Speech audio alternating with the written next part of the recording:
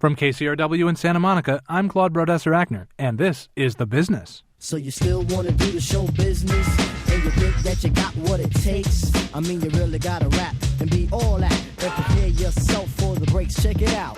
This week on The Business, the writer's strike has meant reruns, reality, and rankor. So how will things change now that the strike is over? We'll talk with Variety's Joe Adalian about the deal and what it means for television writers and for TV viewers. Plus, we ask our resident industry analyst, Roger Smith, when will the digital pie everyone's fighting over finally come out of the oven? Stay tuned. It's The Business from NPR.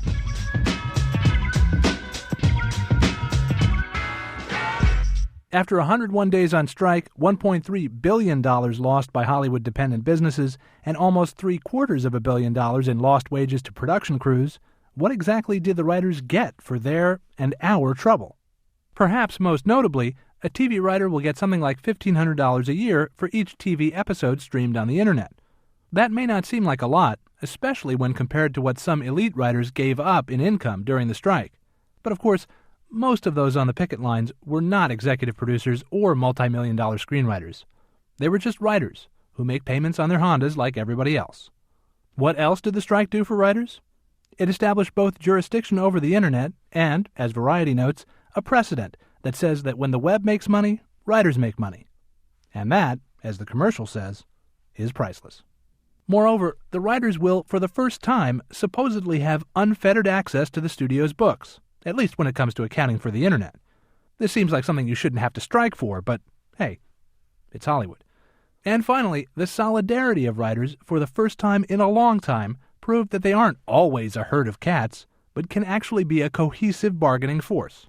Much in the strike talks focused on exploiting the web, and most of what Hollywood wants to exploit on the web comes from television, making this effectively a television strike.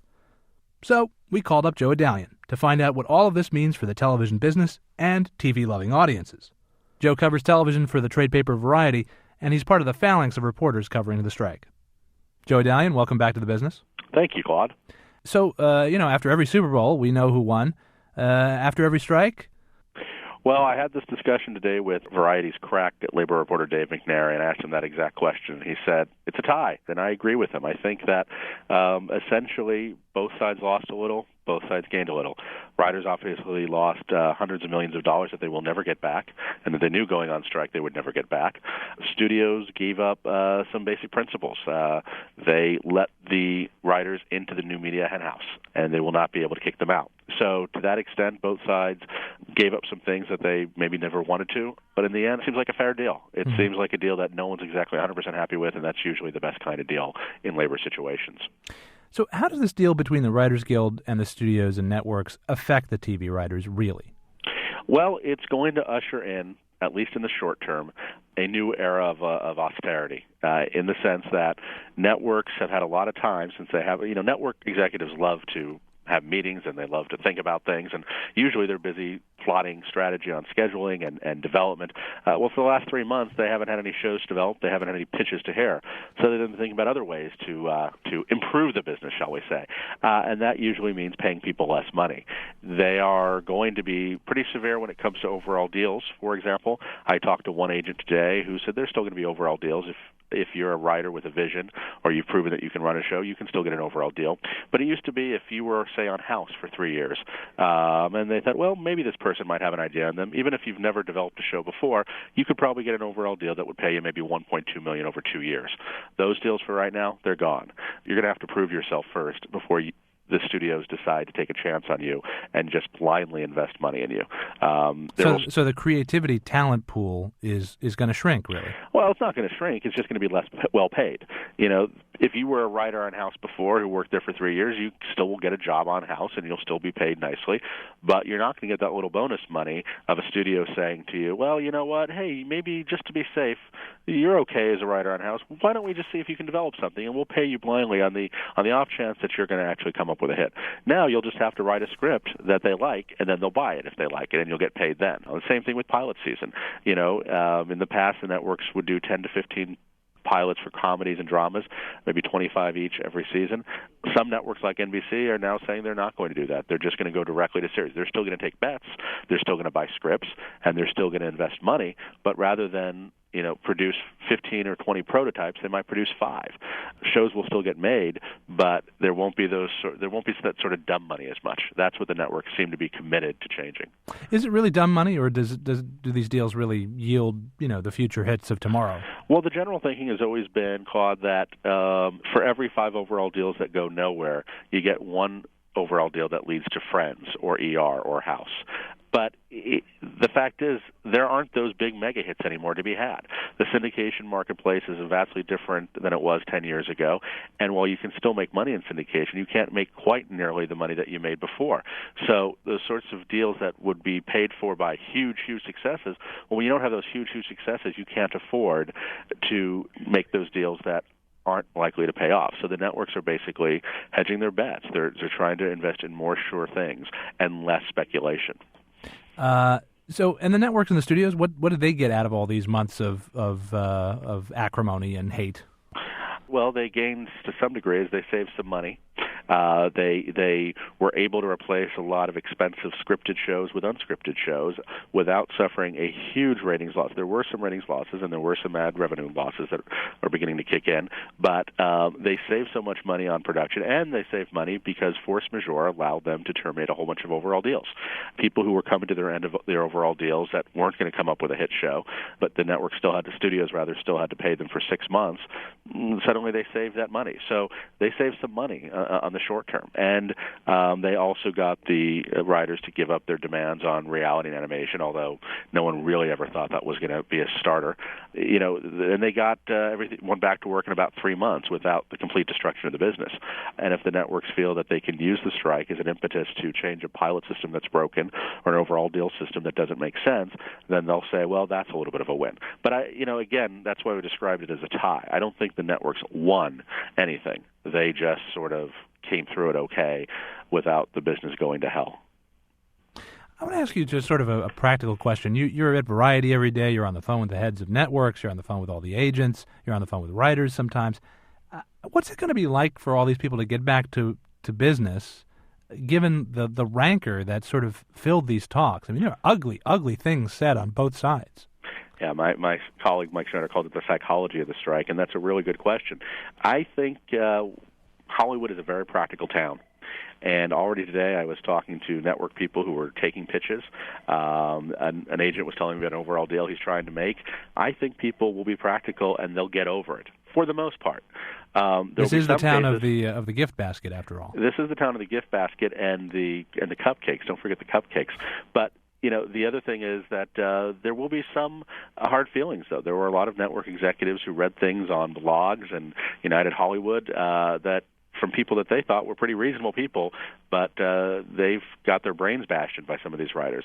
Conversely, some writers feel that the networks and studios, the new studios in particular, were quick to cut bait on them. One agent today told me that he expects that there will be a few overall deals that the studios will try to re-sign up. Say, well, we saved 6 months of salary for you by canceling your deal now, but why don't you come back in June and all is forgiven? And he thinks that the writers will say, no, thank you. I can't believe you dropped me. I don't want to come back to work for your company. I'm going to go somewhere else. There will be some situations, absolutely, of hard feelings. For the most part, though, I think it's back to work already for Hollywood. If you're just joining us, we're speaking with Joe Adalian, co-TV editor at Variety, talking about the strike and its aftermath. So let's get to how this affects me. Now that it's over, what shows are in the best position to get back to work, and how's my TV dial going to look? I think that comedies, for the most part, I know that comedies will be the first to return, especially single-camera comedies. CBS already said today that they hope to have comedies on by St. Patrick's Day. They're going to premiere shows like How I Met Your Mother and 2.5 Men and The Big Bang Theory. They'll be back on in about a month. Well, that's great, because if it's St. Patrick's Day, even if they suck, we'll be so drunk we won't even notice. Exactly, Claude. And dramas will take a little longer. Starting by the end of March and early April, you'll start seeing them back. The losers in this right now are serialized shows that sort of take time to get back into. Newer shows such as Dirty Sexy Money or Heroes, those shows are now going to have to wait until next fall to return. And the question is, will the audience be there? 24 isn't going to be back on the air until next January. Now, considering how bad its last season was, maybe it's good to have some time, but that show will have been off the air for about 18 months when it finally returns. I mean, that's Sopranos territory. And while HBO is able to sort of weather that storm, the question is, will a show like 24 be able to restart? Probably. It's a high-concept show. The viewers will be there. But it's also a question, whether or not shows that demonstrated some momentum this season will be able to regain that momentum. A show like Life on NBC or Big Bang Theory on CBS, both were showing, a little bit of optimism in the ratings. Now they're going to come back, and the question is, will viewers remember? Mm-hmm. What's the difference between serialized and episodic shows, and really how does that translate to what comes back when? Sure. Serialized shows are like soap operas. They're shows that have continuing storylines that go on from week to week. Great example, Desperate Housewives or Grey's Anatomy. On the other hand, you have procedural shows such as Law & Order or CSI where you can watch one episode a year and it's not really going to make much of a difference. You're going to get what's going on. Dead body, investigation, murderer caught. Ripped from the headlines. Exactly. And so that those are sort of comfort food shows that can be dipped in and out of at will. And it seems like the difference between the two sort of affects which shows come back when. Is that fair to say? Well, for the most part, yes. But it depends upon the network. NBC right now is sort of stunting its way. They don't have a lot of mega hits. So for the most part, they're going to bring back the procedurals and the comedies, and some of their serialized shows that take more time they're going to wait on, although they will bring back ER, which is serialized, because they need to. ABC, on the other hand... And the thinking behind that is that if people are away from the television for a long time, or away from a show for a long time, and it's plot-driven... people might lose the People plot. might forget what's going on, and you need to get their attention. And there are ways of catching people up, but not every network is prepared to do that. CBS doesn't have a lot of serialized shows, so it's not too much of a problem. ABC, on the other hand, has a whole lot of serialized shows. Almost all of their lineup is serialized. They don't have a choice. It's pretty likely that most of their big serialized hits will return. However, they have a Wednesday night lineup that was working quite well, but it was full of serialized shows such as Dirty Sexy Money and Private Practice and Pushing Daisies, all very promising new shows. But to try to get viewers back in now in April when everyone else is bringing back their new shows and their old shows didn't make sense. So they'll save those shows until the fall. But other shows like Desperate Housewives and Grey's Anatomy with big audiences and big ratings, guess what? They're going to come back soon. So now, lots of shows that were originally scheduled to have full seasons now say they only have time to make sort of a fraction of those shows before the TV season ends. So explain the logic of ending the TV season when it's usually ended. Well, it's based upon advertiser need. Advertisers, for the most part, tend not to pay as much money for programming that airs in June, July, and August. That's usually what some people say. It's sort of a catch-22. The reason they don't pay so much is because the ratings tend to be low and the programming doesn't tend to be good.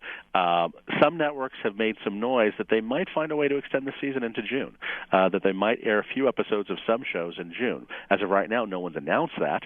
For the most part, stuff is going to end in May, but some people are thinking, maybe Fox, for example, that it might make sense to air a few episodes of shows in June to keep the lights on and try to extend the season. What's been going on the last few years is that networks have been looking for ways to keep the lights on during the summer, possibly by extending the season a little bit into June or maybe starting it earlier in September. I wouldn't be surprised to see Fox, for example, have House's finale air in June rather than May.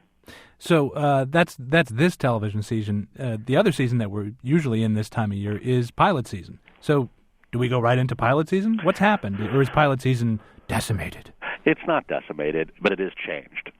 Explain that. Well, right now is about the time when the networks would start ordering up pilots left and right, anywhere from 20 to 25 each. And right now, because they haven't had the time to look at all the scripts that writers were writing, there's just not time to make that many pilots. We're already in mid-February. I expect what we'll see over the next month is most networks will order up to a dozen pilots each, depending upon the network. NBC may just do a handful of pilots because they've already made a lot of commitments to series. But CBS and ABC, I think, will still order a fair number of pilots to try to get things in the pipeline for next year, although they haven't said exactly what they're going to do. And Fox, which has American Idol and doesn't need too many pilots, will also order fewer, but they'll still do some. So if pilot season is not destroyed but certainly shrunken, in the spring, there's a lot of shrimp piled up, and about $9 billion worth of advertising gets sold all at once for these new shows. If there's a lot fewer shows, is there a lot Less shrimp? Well, there'll be a lot fewer new shows, but there will still be shows. In some cases, what the networks are doing now is simply renewing shows that we're promising this fall and thinking of them as new shows yet again. So like I said before, ABC has shows like Pushing Daisies only aired about 8 episodes before it went off the air. They're going to bring that back next year and almost treat it as a brand new show. So it's going to be there, and that's going to be one less hole the networks have to fill. There'll still be old shows that need to be sold. So what the happened? challenge for the networks, Claude, will be to get the sizzle factor going. They need to find enough high-profile projects to make people interested. And in some cases, the networks are already there. Anticipating the strike, CBS, ABC, NBC, Fox, they all sort of made commitments to shows far in advance that we're going straight to series. So Fox, for example, has a show from J.J. Abrams and some of his collaborators called Fringe that's almost certain to be on the schedule for next year. That's already one big thing. I don't think advertisers need to see 15 new shows to get excited. If they see 3 or 4 things that look interesting, plus some returning shows that are working, they'll be okay. Mm. So what happened, by the way, with all this talk about broadcast? What happened to cable during the strike? Did they benefit? I haven't seen any numbers on that, Claude. I think cable did okay, but cable tends to position most of its new shows for the summer, so cable wasn't ready with a whole bunch of fresh episodes of shows that they could rush on. What you did see is that reality television did fine. It did very nicely. It didn't do spectacularly well, but the networks were able to sort of hold their own by airing reality shows. The big winner, though, may have been cable news. The hottest show the last 3 months has been the Barack and Hillary show, and you've seen record ratings for presidential debates on CNN, primetime ratings for networks like MSNBC and CNN as well, going up as people tune in for every last shred of news about this epic campaign. And that has sort of been the unexpected beneficiary of the strike, the political process. So, last question. How has the TV business changed forever as a result of the strike? Well, those are the sorts of, I don't know that you can say it's changed forever, because nobody can predict exactly how things will change. Hollywood and the TV industry in specific has a big habit of pronouncing big changes and then falling back into old habits. Jeff Zucker made a whole bunch of speeches in the last few weeks saying how he really needs to change the business, and he might. You're talking about the chairman of NBC Entertainment there. Exactly, and the question is, the networks have made a lot of pronouncements in recent weeks about how the strike will change the business. They're going to be tougher on overall deals. They're going to crack down and be disciplined and not produce all their pilots at the same time, but spread them out throughout the whole year. They're going to just be more. They're going to look for more different kinds of business models and doing co-productions with Canada. They might bring shows over from cable like Dexter and air them on the network as a way of saving money.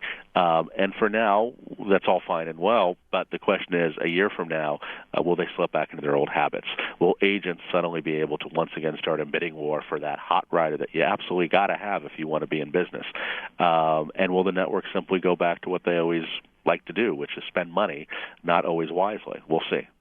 Joe Adalian, we got to leave it there. Joe's the co-TV editor at Variety. He joined us from his office in Los Angeles. Joe, thanks for being on The Business. Thank you, Claude. As tough as the strike was on TV, in the end, it did little to hurt film.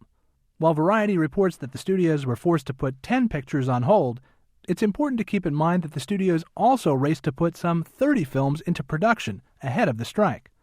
Meantime, we're also watching the actors very closely. For one thing, they're actors and prone to dramatics. But while it's true that their contract is up in June and that they could conceivably hoist pickets, they've already been on a de facto strike for the last 3 months. That seriously deleverages the actors as they enter negotiations with producers. Stay tuned. After a short break, the writers were hungry for a piece of the digital future, but the digital future is a little late for dinner. You're listening to The Business from NPR. You're listening to The Business, and I'm Claude Brodesser-Achner. The studios, the directors, and the writers have been battling hard over what is really still just an idea. The fact of the matter is that most people don't stream or download their movies or television from the internet, and they won't for some time. When will they? Roger Smith is a former entertainment executive who co-founded Global Media Intelligence, a research service for major investors in media companies. He analyzes the economics of the entertainment business, so we thought we'd check in with him to see how prescient the writers' deal is. Hey, Roger, welcome back. Thank you. What did the writers exactly agree to? What I think they agreed to was to look through the wrong end of the telescope and get entirely focused on digital revenue, downloads, VOD, all streaming, all of the things that sound very impressive and sound like the leadership of the Guild is paying attention to the future, when in fact, in economic terms, they have gained very little. Mm-hmm. I think the studios did a version of, oh, no, please don't go after my digital revenues. Right. And I don't want to suggest that the leadership and the people advising the guilds were foolish. I just think that the real money is elsewhere right now. Well, that here I'll give you two numbers. As best as I can calculate it, in the last year of this 3-year contract, the total amount of spending that consumers will do to buy movies online, to watch television that's been streamed, and ad revenue from ads on the television product, that could be $2.5 billion. These are U.S.-only numbers. Mm-hmm. And that's just online. And that's all Internet subscription, rental, purchase, and ad spending lumped together. And in 2011, the studios will collect about $15 billion from selling DVDs and another $2 billion from the rental market. So there's $17 billion there. Basically, the real money is still in physical silver little discs called DVDs, not online, right? Yep. If you break it out, we're looking at sort of $2 billion in terms of online and about $17 billion with the silver little discs. So in real life, what can we expect the Internet to be like, and how does the contract match up with that? I mean, agreeing now that the writers have at least gotten jurisdiction over online, how much money are they going to see from it? I don't think in the life of this contract very much. And the studios have agreed to give them something of a very little thing while, and I asked several people who were involved from the writer's side in the negotiations, why didn't you say, I'm sorry, it's the DVD formula that's been a rape of our members for 20 years, and it's too late to do anything about the past, but let's do something about the present. And the answer I got, which somewhat surprised me, is, well, the studios made it clear that that was off the table, that they'd walk out of the room before they discuss it. Now, if someone says to me that there was nothing the writers could have done, the studios would have taken a strike forever rather than give in on the formula for home video DVD, that just, again, reinforces my view is that's where the money is. Mm-hmm. How long will it be before the writers actually start seeing real money from the web? I think 2011, the of which they have 5 months in this contract. I mean, and it still will be a small fraction of what is being collected from physical DVDs. With all this said, what does this tell us about the future of digital entertainment? I mean, is it a lot longer in coming than we actually think?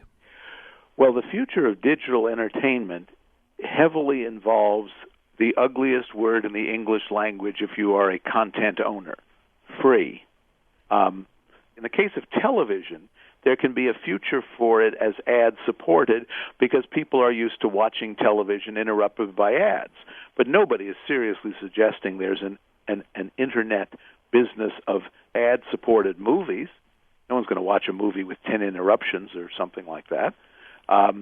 So I think that the future of digital is going to be less than people think, and there's a lot of focus on people going for what's free rather than paying a per-viewing charge. I mean, my mind is kind of blown here because to hear you tell it, basically, here's what the writers have done. They focused on the wrong stuff, and then for having hammered out these hard-fought gains in digital, the whole question of Internet revenue seems to be moot by the fact that you can actually get most things on the web for free anyway. Yes, and the transactional model, the purchasing of content to download to your hard drive and watch whenever you want on your big screen television is yet to be implemented. Now, Apple has something called Apple TV, which could bring those things closer, but it's absolutely, right now the studios are saying you cannot sell a movie in digital form for less than $14.99. But there is no, I think, real audience to pay as much as people pay for a DVD in order to have a stream of electrons stored on their hard drive. It doesn't have a perception of value to the average consumer that going into a store and getting a physical product does. So, and on the TV side of this, what is happening when YouTube and all its clones, what is that doing to the TV business if people tape the best things on TV and then just sort of post them for free up for everybody? I mean, that money's not going to go to Comedy Central or NBC or any of these other, media monoliths, and ostensibly then if people aren't watching it there, the money can't trickle down to the writers or anyone else. The Internet has essentially not destroyed but lowered all of the careful barriers that the media conglomerates had built in terms of distribution fiefdoms. So, when in 3 years from now, when the writers renegotiate their deal that they've just made, it doesn't sound like just because more people will be going online to use the Internet doesn't translate into a bigger source of revenue from the Internet, does it? No, I think that the studios are hard-pressed to figure out how to monetize this stream of potential viewership. There's no clear-cut way to do it, and charging per viewing or on a rental basis or per transaction to own a permanent copy is, I think, going to be a very small percentage of the market they built from DVD. So what does this deal between the writers and the studios really mean for the future of entertainment? Well, I think that the creativity that the Internet will bring through the lowering of these barriers will find a way to create things of great interest to niche consumers. It isn't that long ago, at least it was in my youth, that Life, Look, and the Saturday Evening Post dominated the American magazine world. The Internet is the special interest magazine equivalent that's going to allow you to economically reach very precise audiences. And how you reach them, the model that everyone's gone to is, ad-supported. But that, I think, is a default mechanism because translation is people won't pay for it. They'll watch it, but they won't pay for it. Now, will they watch it with ads? The hope is yes. And younger people seem to be less bothered by interruptions by commercials. They regard that as part of the entertainment value. And remember, if you're, again, using the special interest magazine analogy, if you are interested, you buy a copy of Guns and Ammo, it's because you're interested in the ads as much as the editorial content. Well, that's why I subscribe to Ferret Fancy, but that's for another day. Roger Smith is the executive editor of Global Media Intelligence. He joined us from his office in New York. Roger, thanks for being on The Business. Thank you so much. And that's The Business. Matt Holzman produced and edited today's program with production assistance from Ray Guarna. Our associate producer is Darby Maloney. You can listen to this or any past program online anytime at kcrw.com/thebusiness. You can also podcast the show on KCRW's site or through iTunes. Our email address is thebusiness@kcrw.org. The Business is produced by KCRW Santa Monica and distributed by National Public Radio. I'm Claude Brodesser-Achner. We'll see you next week on The Business.